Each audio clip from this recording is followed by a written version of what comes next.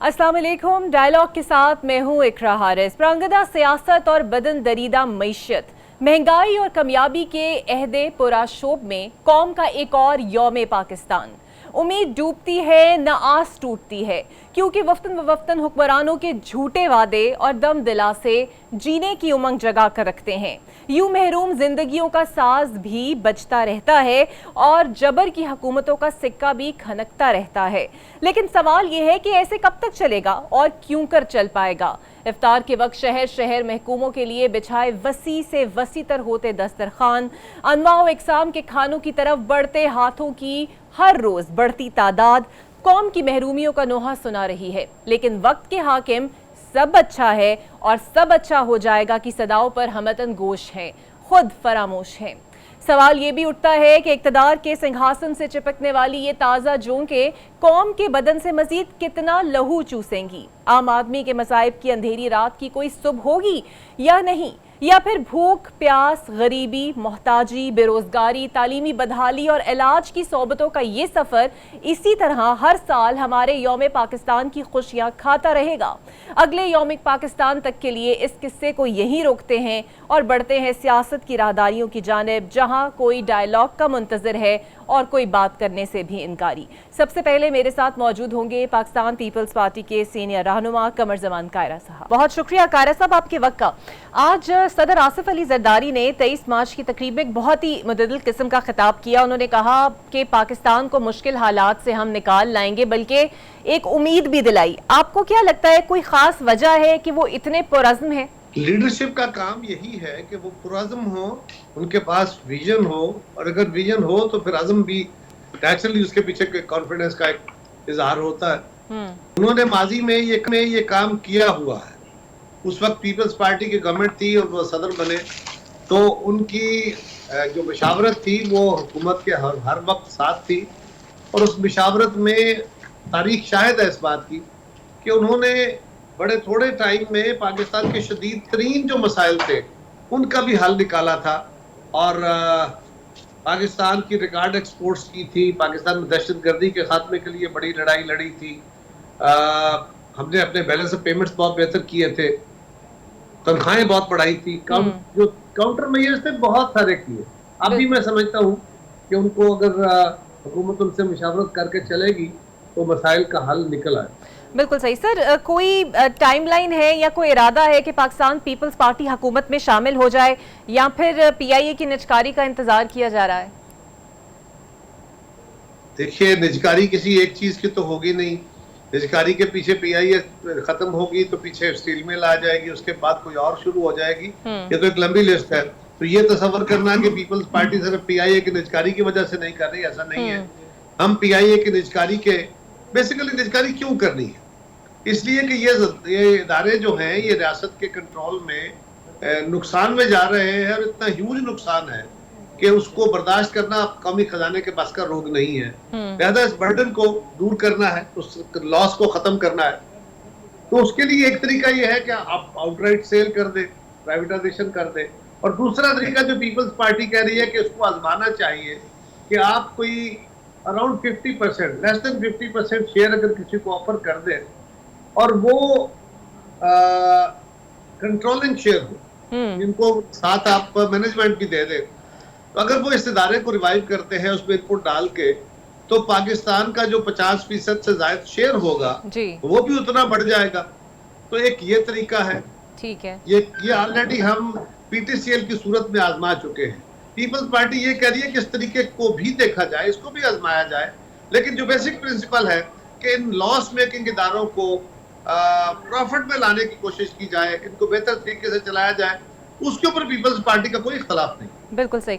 अच्छा सर, वसीतर मुफाद मुल्क की खातिर पाकिस्तान और पीपल्स पार्टी और नून लीग ने एक साथ फैसला किया कि नून लीग को सपोर्ट किया जाएगा और हुकूमत बनाई गई।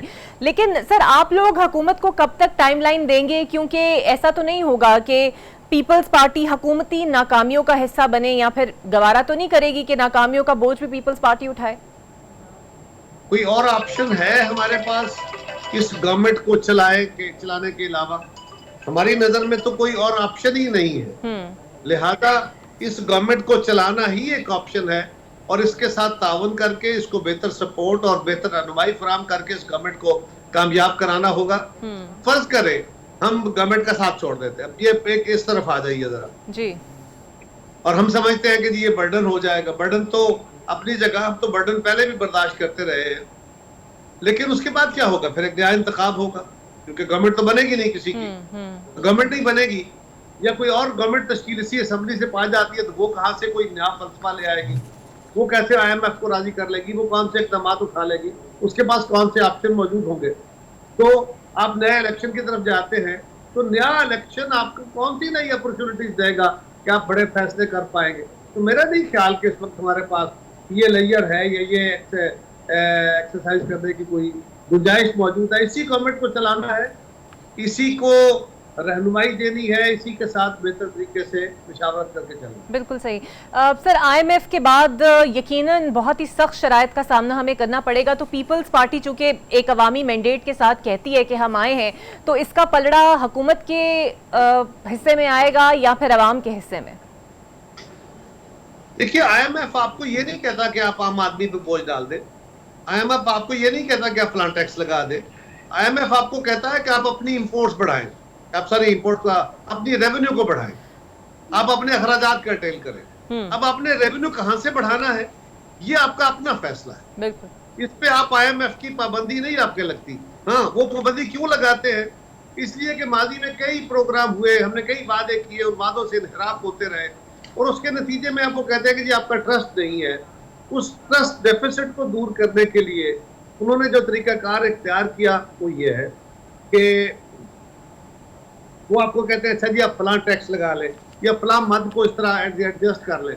اگر آپ یہ نہ کرنا چاہیں تو اگر ہمارے پاس یا دیگر کسی کے پاس یا کسی ایکسپیرینس بندے کے پاس کوئی اور رستہ, کوئی اور ہدایت, کوئی اور طریقہ موجود ہے جس سے IMF کی شرائط مانے بغیر, نیا ٹیکس لگائے بغیر, یوٹیلیٹی کی قیمتیں بڑھائے بغیر اگر کوئی اور رستہ بن سکتا ہے تو بالکل وہ اڈاپٹ کریں گے. گورنمنٹ کو بھی وصول کرتا ہے. اور اگر کوئی اور رستہ ہے ہی نہیں تو پھر کیا کرنا چاہیے؟ صرف اس لیے کہ لوگ ناراض ہوں گے, صرف اس لیے کہ آپ کا پولیٹیکل کیپٹل ضائع ہوگا, آپ پاکستان کو نقصان کرنے چل پڑیں گے؟ کیا آپ کے پاس یہ آپشن ہے؟ میرے خیال میں نہیں. بالکل صحیح. اچھا قاری صاحب, پیپلز پارٹی کا جو دور حکومت تھا 2008 سے 2013 تک, اس میں تو کوئی شک نہیں ہے کہ قانون سازی کے حوالے سے کافی اہم رہا. 18ویں ترمیم بھی اسی دور میں ہوئی, لیکن اب کافی دفعہ یہ اعتراض اٹھایا جا رہا ہے کہ اس ترمیم کے نتیجے میں صوبوں کو جو زیادہ مالیاتی اختیار دیے گئے ہیں اس سے توازن بگڑ رہا ہے. کیا کہیں 18ویں ترمیم میں ترمیم کی بازگشت آپ کو بھی سنائی دے رہی ہے؟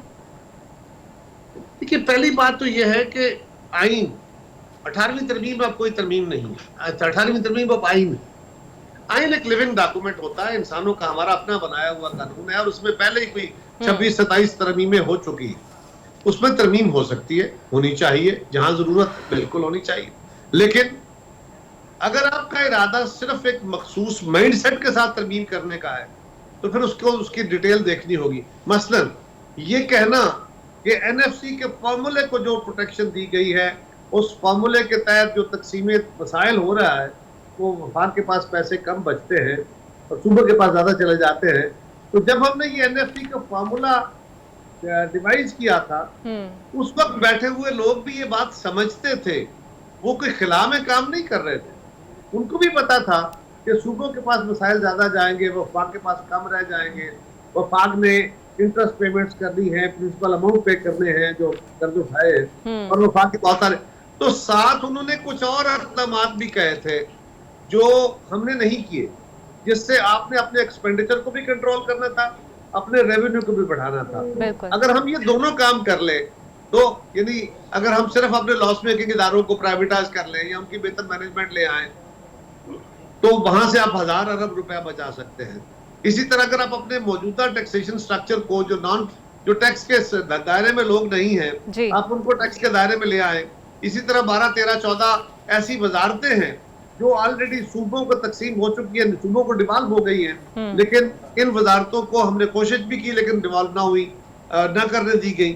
اگر ہم اس کو کر دیں, وہ سٹیپس جو 18ویں ترمیم کے وقت فیصلہ کیے گئے تھے اس پہ پوری طرح عمل کریں تو پاکستان کو اگر فرض کریں کہ پہلے سال یا 2 سال میں 2000 ارب روپیہ ایڈیشنل آ جاتا ہے, تو پھر آپ کو اس کسی فارمولے کو کسی اتفاق رائے کو چھیڑنے کی ضرورت نہیں ہے. پاکستان پہلے ہی بڑا فرجائل قسم کا فیڈریشن ہے, اس کے اوپر بہت سارے سوالات ہیں. ٹھیک ہے, اس کے اندر یہ سوال جو ہے نا, جو قومی مالیاتی وسائل کا فارمولہ ہے, اس کو چھیڑتے یا اس کو بحث کرتے ہوئے بہت احتیاط کرنے کی ضرورت ہے. بالکل صحیح. اچھا قاری صاحب, گزشتہ روز سابق ہائی کورٹ جج شوکت صدیقی سی برطرفی کا جو فیصلہ سامنے آیا, کالعدم جو اسے قرار دیا گیا, آپ اس کو کیسے دیکھتے ہیں؟ ہم نے یہ بھی دیکھا کہ بھٹو قتل کیس میں آنے والا فیصلہ بھی بڑا اپریشیٹ ہوا, قوم کی جانب سے بھی, پیپلز پارٹی کی جانب سے بھی, پھر شریف خاندان کی عدالتی بریت کا بھی فیصلہ ہمارے سامنے. آپ کو لگتا ہے جوڈیشری نے اپنی اوور ہالنگ کا فیصلہ کر لیا ہے؟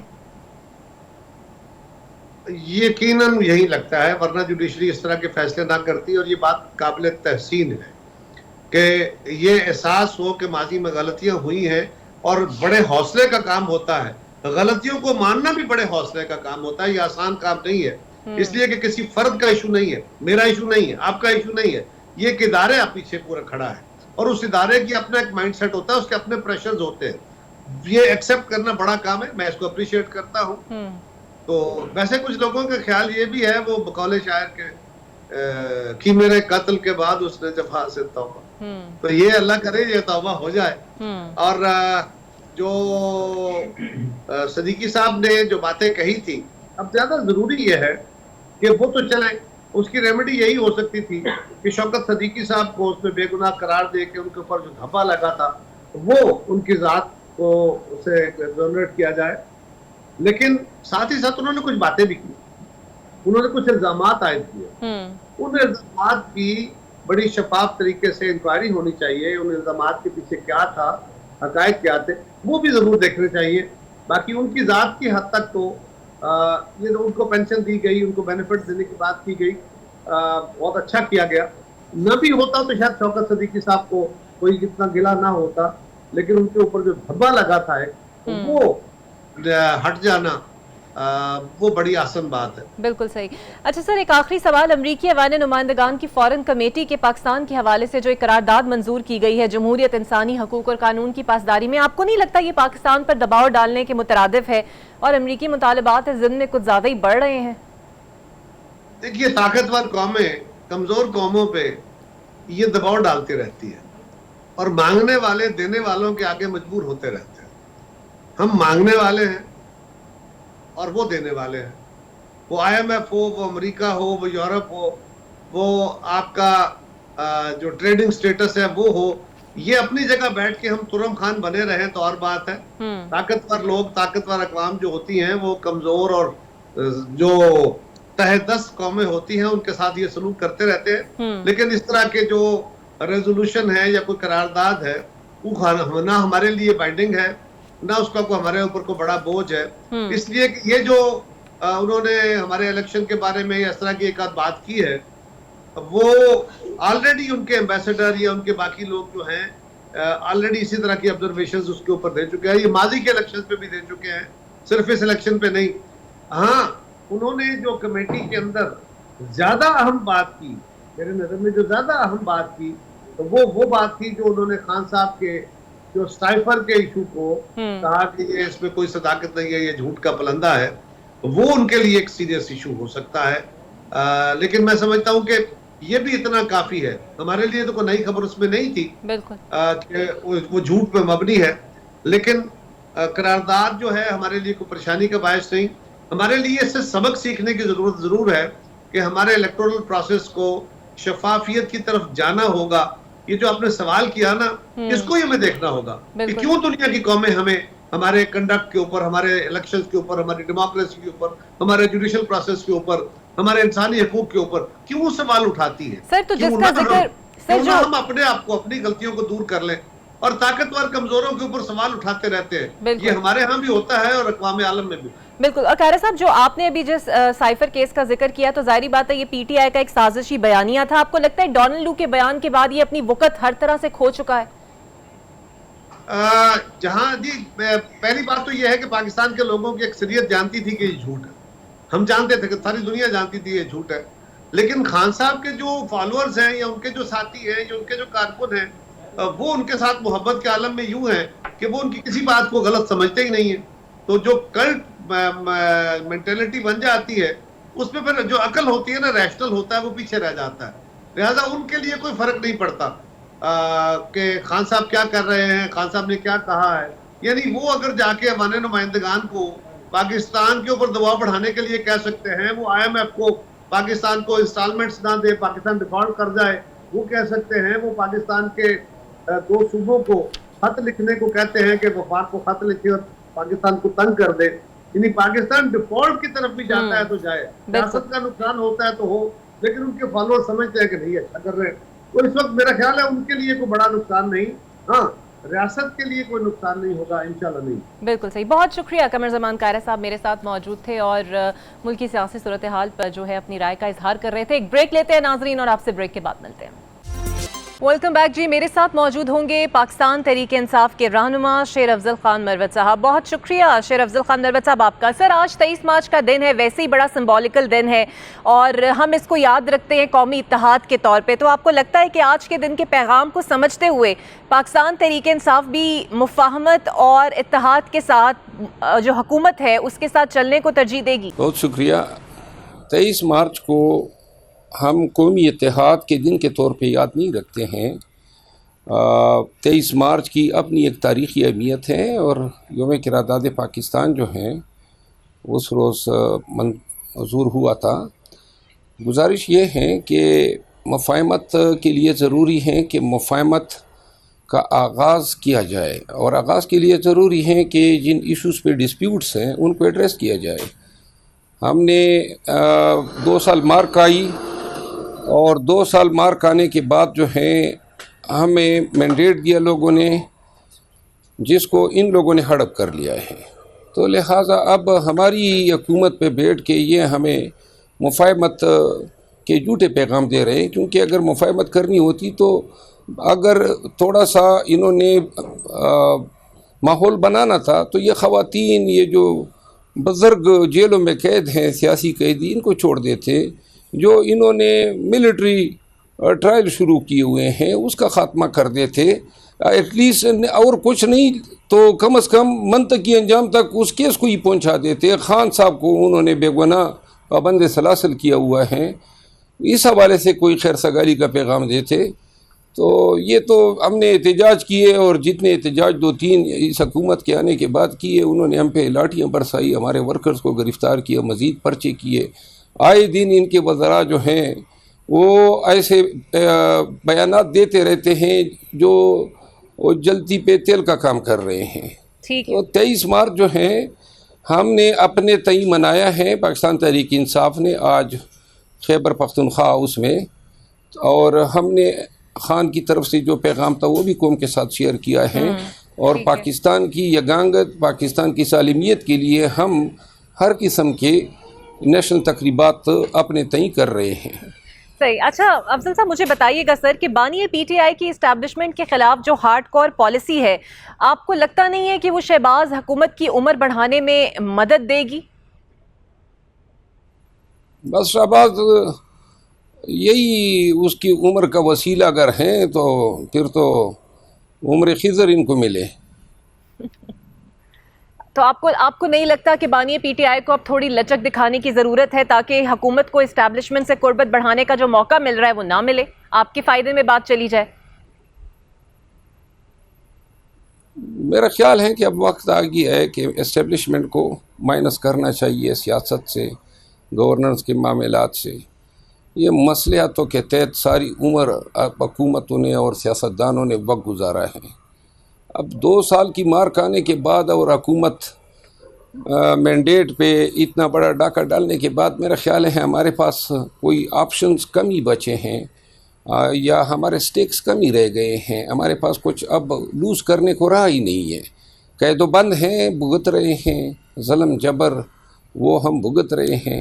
آگے سے حکومت جو ہے جو کرنا چاہیں، لیکن یہ ہے کہ اوپر خدا ہے اور نیچے خلق خدا ہے. دونوں کی جو ہے اور دونوں کی اللہ تعالیٰ کی نصرت تھی ہمارے ساتھ کہ 8 فروری کو پوری دنیا نے دیکھا کہ کیا انقلاب آیا. اور پھر خلق خدا جو ہیں وہ دیکھ رہی ہے کہ پاکستان تحریک انصاف کے ساتھ قوم کے اصلی لیڈر کے ساتھ جو ہیں کیا رویہ روا رکھا گیا ہے. تو شیر افضل خان صاحب، آپ بھی بانی پی ٹی آئی کی اپنائی ہوئی اس ہارڈ لائن پالیسی کی حمایت کرتے ہیں ذاتی طور پر؟ مکمل طور پہ. اچھا سر، پی ٹی آئی کا جو سازش بیانیہ تھا سائفر کے حوالے سے، ڈونلڈ لو کے بیان کے بعد آپ نہیں سمجھتے کہ وہ اپنی وقت کھو چکا ہے؟ کہ آپ اتفاق کریں گے اس چیز سے؟ ڈونلڈ لو کا بیان جو ہے، آپ ذرا کائنڈلی اس کا جائزہ لینا. وہ ایک سرکاری ملازم ہیں امریکہ کی حکومت کا، اور وہ آیا ہے کانگریشنل کمیٹی کے سامنے بیان دے رہا ہے. اب کیا کوئی آدمی یہ توقع ان سے رکھے کہ یہ کمیٹی کو یہ بتائے گا میڈیا پریس کے سامنے کہ امریکی حکومت دنیا کے ترقی پذیر ممالک میں رجیم چینجز کے آپریشن کرتی رہتی ہے؟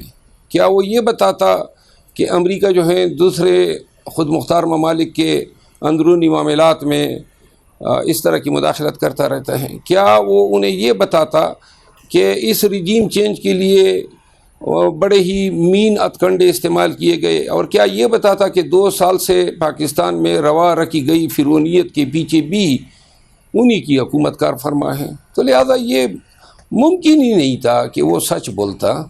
تو لہذا اس کے اس جھوٹ کے بیانیے کا ہمارے نیریٹو پہ یا ہمارے سٹانس پہ کوئی اثر نہیں ہے.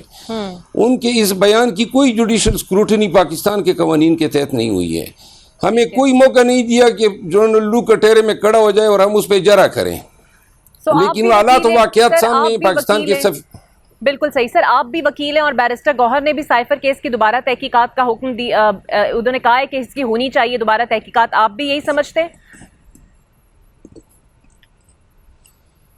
بیرسٹر گور صاحب نے جو بیان دیا ہے میری نظروں سے نہیں گزرا ہے، لیکن یہ ایک ایکیڈیمک بات ہے. جو سائفر ہیں وہ 10 دفعہ جو ہیں ویریفائی ہوا، پاکستان کی ایپیکس کمیٹی کے سامنے رکھا گیا جو قومی سلامتی کی کمیٹی ہیں، اور یہ 4 دفعہ رکھا گیا. 2 دفعہ وہ شہباز شریف وزیر اعظم تھے. اسی سائفر پہ ڈیمارش دیا گیا اور اسی سائفر کو جواز بنا کے خان کے خلاف مقدمہ 1 سال بعد درج کیا گیا. ٹھیک ہے. تو لہٰذا سائفر میں تو سب کچھ جو ہے وہ سامنے آ چکا ہے، اور اب یہ مقدمہ جو ہے اپیل سٹیج میں ہے ہائی کورٹ میں، اور انشاءاللہ 1-2 دن میں جو ہے اس مقدمے کا نتیجہ عوام کے سامنے آ جائے گا. بہت شکریہ شیر افضل خان مروت صاحب آپ کا اور آپ کے وقت کا. ناظرین، یہاں پر ایک بریک لیتے ہیں اور بریک کے بعد نون لیگ کا موقف آپ کے سامنے رکھیں گے. Welcome back. اور اب میرے ساتھ موجود ہوں گی مسلم لیگ نون کی سینئر رہنما رومینہ خورشید عالم صاحبہ. بہت شکریہ رومینہ آپ کے وقت کا. وزیر اعظم شہباز شریف نے وزیر خزانہ محمد اورنگزیب کو کابینہ کی اقتصادی کمیٹیوں کے حوالے سے سربراہی سے انہیں محروم کیا ہے. اس کی کوئی خاص وجہ ہے؟ بسم اللہ الرحمن الرحیم. سب سے پہلے تو بہت شکریہ اقرا صاحبہ اپنے پروگرام میں مدعو کرنے کے لیے. اور میں سمجھتی ہوں کہ یہاں پر ہمیں کریکشن کرنے کی ضرورت ہے، کیونکہ بہت ساری چیزیں جو ہیں ان کو الفاظوں میں غلط انداز میں جب ادا کیا جاتا ہے، لوگوں تک ایک اور طرح سے انفارمیشن کو جو پہنچایا جاتا ہے، تو اس کے لیے میں کریکشن کرنا چاہوں گی کہ ایسا قطعاً نہیں ہے کہ سربراہی سے جو ہے کمیٹیوں کی میں سے وہ کر دیا گیا ہے. وہ اس ملک کے وزیر خزانہ ہیں اور وہ بہت ساری ان کے پاس آف کورس پاورز ہیں، بہت ساری چیزوں کو وہ دیکھ رہے ہیں، لیکن اس چیز کو کی جو پرائم منسٹر ہیں وہ بہت ساری چیزوں کو جو اسپیشلی اکانومی سے ریلیٹڈ جو بہت ساری چیزیں ہیں ان کو وہ خود سے دیکھ رہے ہیں اور ان کی سربراہی کے اندر جو ہے وہ چیزیں چل رہی ہیں. تو اس میں یہ کہنا کہ جو وزیر خزانہ ہے ان کو کمیٹیوں کی سربراہی میں سے محروم کر دیا گیا، آئی ڈونٹ نو دیٹ کہ اس بات کی کیا سینس بنتی ہے. تو ایسا قطعاً کچھ نہیں ہے. اچھا، آپ سمجھتے ہیں کہ معاشی کامیابی اور استحکام سے ہی مسلم لیگ نون کی کامیابی مشروط ہے؟ یہ کہنا ہے رانا ثناء اللہ صاحب کا. آپ کا کیا خیال ہے کہ آپ شہباز شریف صاحب کی سربراہی میں جو حکومت کام کر رہی ہے، معاشی استحکام حاصل کرنا آسان ہے آپ لوگوں کے لیے؟ دیکھیے، معاشی استحکام کو حاصل کرنا آف کورس یہ ایک بہت بڑا چیلنج ہے، لیکن ہمیں اپنی لیڈرشپ پہ جو ہے وہ پورا بھروسہ ہے، اور جس طرح سے آف کورس ان کے ساتھ کام ہم کر رہے ہیں، اور یہ کوئی پہلی دفعہ نہیں ہے. میں سمجھتی ہوں کہ بڑے سے بڑے چیلنجز جو ہیں وہ میاں محمد شہباز شریف جو ہیں انہوں نے جب وہ وزیر اعلیٰ بھی تھے تب بھی، اور جب 16 ماہ کی حکومت میں اتنا جو مشکل ترین ایک دور تھا، مشکل ترین تو اب بھی ہے، اس میں بھی جس طرح سے ملک کو انہوں نے ڈیفالٹ ہونے سے بچایا اور کیا, تو یہ چیلنج بھی, اس میں بہت محنت کی ضرورت ہے. ظاہر ہے یہ کوئی آسان راستہ نہیں ہے, لیکن انشاءاللہ اس چیلنج کو بھی جس پوری جد و جہد کے ساتھ, پوری ڈٹرمنیشن کے ساتھ جو ہے وہ اس چیز کو ایکٹیولی جو ہے وہ لے کے چل رہے ہیں, انشاءاللہ وہ دن دور نہیں ہے کہ انشاءاللہ ہم اس معاشی بحران میں سے ضرور نکلیں گے, اور یہ جیت مسلم لیگ نون کی ضرور ہوگی. بالکل. اچھا, ابھی آپ نے کریکشن بھی کی کہ ایسی کوئی بات نہیں ہے وزیر خزانہ کو لے کر, لیکن سننے میں یہ آ رہا تھا کہ چونکہ پہلے سربراہی ان کے پاس تھی تو مسلم لیگ نون کے اندرونی حلقوں میں کچھ اختلافات تھے, اور اب چونکہ شہباز شریف صاحب اس کو ہیڈ کر رہے ہیں تو اسحاق ڈار صاحب کی مداخلت جو ہے وہ اس کے راستے کافی اب کھل گئے ہیں معاشی فیصلوں میں. دیکھیں, یہ میں سمجھتی ہوں کہ یہ وہ ان لوگوں کا کام ہے جن کے پاس سوائے مفروضے گھڑنے کے اور کوئی بات نہیں ہے. پاکستان مسلم لیگ نون کی مکمل جماعت جو ہے وہ یونائٹڈ ہے, اور میاں محمد نواز شریف صاحب کی سربراہی میں, ان کی گائیڈنس میں, جو ہمارے وزیر اعظم میاں محمد شہباز شریف ہیں وہ اور تمام تر کابینہ کے لوگ اور پوری جماعت متحد ہے, اور اس میں جو ہے وہ اسحاق ڈار صاحب بھی آتے ہیں. تو ایسا کہنا کہ مداخلت اور راستے کھل گئے اور یہ ہو گیا, میں سمجھتی ہوں کہ یہ انتہائی غلط قسم کی ایک اختراع جو ہے اس کو پھیلایا جا رہا ہے اور مفروضے گھڑے جا رہے ہیں, اور اس کا حقیقت سے کوئی تعلق نہیں ہے.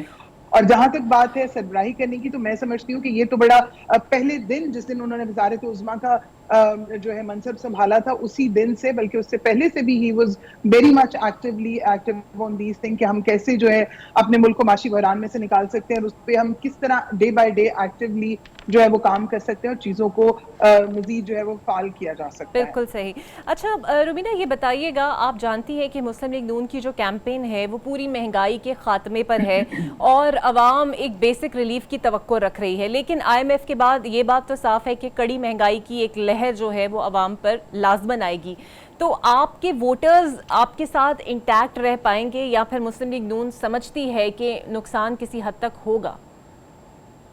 دیکھیں, جہاں تک بات ہے ہمارے ووٹر کی اور معاشی مہنگائی کی, معاشی تندرستی کی, پریشانیوں کی, تو نہ صرف ہمارا ووٹر بھی جانتا ہے, ہر کوئی جانتا ہے, ہم سب جانتے ہیں کہ یہ راستہ آسان نہیں ہے, یہ بہت مشکلات سے گھرا ہوا راستہ ہے. لیکن اس میں ڈیفینیٹلی چاہے آئی ایم ایف کا چیلنج ہو, کچھ بھی چیلنجز ہوں, اس میں پراپر طریقے کے ساتھ کوشش کی جائے گی کہ ہم میکسیمم جو ہے وہ چیزوں کو بورڈ جو ہم سے, اب ظاہر ہے ایک چیز جو پریشانی ہے وہ ہم سب کو مل جل کر اس میں سے نکلنا ہے. اور کس طرح سے آپ نے دیکھا ہوگا کہ چاہے وہ ٹیکس ریفارمز ہوں, چیزیں ہوں, کچھ بھی ہو, اس کو یہ دیکھا جا رہا ہے کہ جہاں کہیں سے بھی لیکیجز ہیں, پرابلمز ہیں, ان پرابلمز کو بھی سارٹ آؤٹ کیا جائے تاکہ اس کا پریشر جو ہے وہ کم سے کم جو ہے وہ لوگوں پر پڑے. اور دوسری, جہاں کہیں پر بھی جیسے بجلی چوری ہو, گیس کی چوری ہو, دیکھیں وہ تمام جو لاسز ہیں ان کو کور کیا جا سکے تاکہ چیزیں جلد از جلد جو ہے وہ بہتری کی طرف جا سکیں. اور ہمارا جو ووٹر ہے, سپورٹر ہے,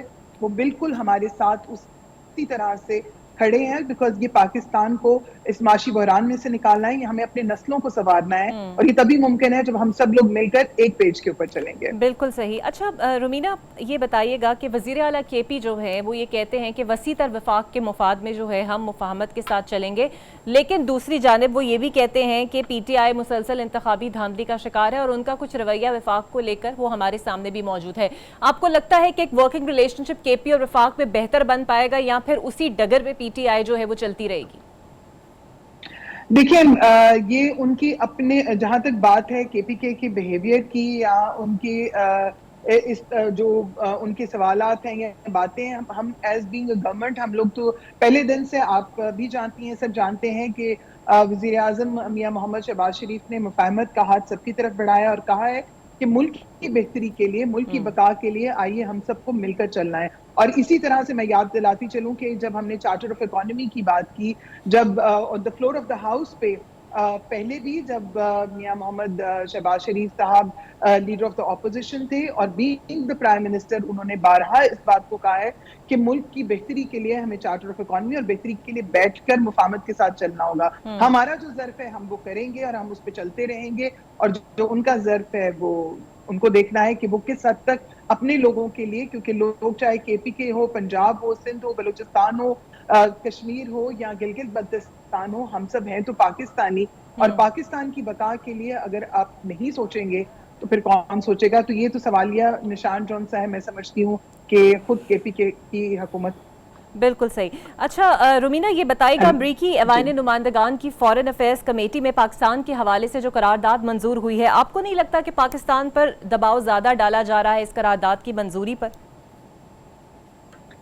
پلیز آپ کائنڈلی اپنا سوال دوبارہ ریپیٹ کریں. جی میں آپ سے پوچھنا یہ چاہ رہی ہوں کہ امریکی ایوان نمائندگان کی فارن افیئرز کمیٹی میں پاکستان کے حوالے سے جمہوریت، انسانی حقوق اور الیکشن کے حوالے سے قرارداد منظور کی گئی ہے، آپ کو نہیں لگتا کہ کچھ زیادہ پریشر ڈالا جا رہا ہے امریکہ کی جانب سے پاکستان پر اور مطالبات کچھ زیادہ نہیں بڑھ رہے ہیں امریکی؟ دیکھیے مطالبات کوئی بھی جو ہے وہ اپنا مطالبات رکھ سکتے ہیں، لیکن ہمارا جو ملک ہے ہم جو ہے وہ بہتر طریقے کے ساتھ ڈیفینیٹلی گورنمنٹ بھی جانتی ہے، اور ہمارے تمام تر جو فارن افیئر کے ہمارے منسٹر ہیں وہ بھی، اور تمام تر گفتگو اور چیزوں کو دیکھ کے پھر ہی فیصلے ہوتے ہیں.